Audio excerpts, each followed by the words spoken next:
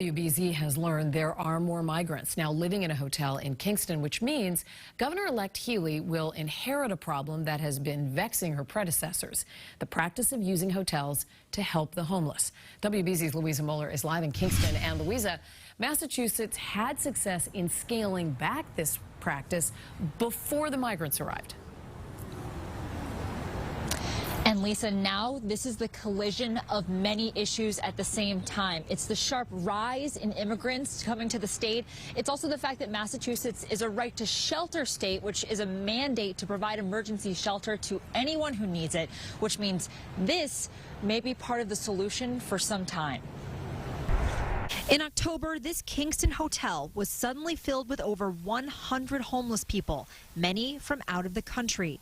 And since then, Kingston's town administrator says that number has grown. Right now, we're about 200. More than 2 weeks later, 2 babies have been born and brought home here. 5 children have enrolled in Kingston schools, and there's no near-term plan to place the residents elsewhere. The challenge they're having is it's expensive. There's a shortage of housing, and frankly, from what I understand, there seems to be some hesitancy by property owners to lease on a long-term basis to the state. For years, Governor Charlie Baker mounted a campaign to stop sheltering the homeless in hotels. Why?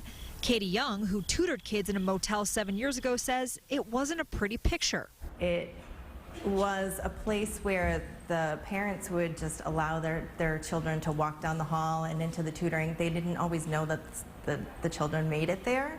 But now, an immigration wave is reversing Baker's progress. They're all getting personal care products as they need them, certainly diapers. Plymouth Area Coalition CEO Sue Giovanetti normally manages this family shelter in Kingston. Today, she's in charge of caring for the folks in the hotel, too. She says the state has learned to do its best under emergency circumstances. We have 24-hour security on hand at all times. We have multiple staff on site. It doesn't happen with the snap of a finger, but it does happen, and we're committed to it.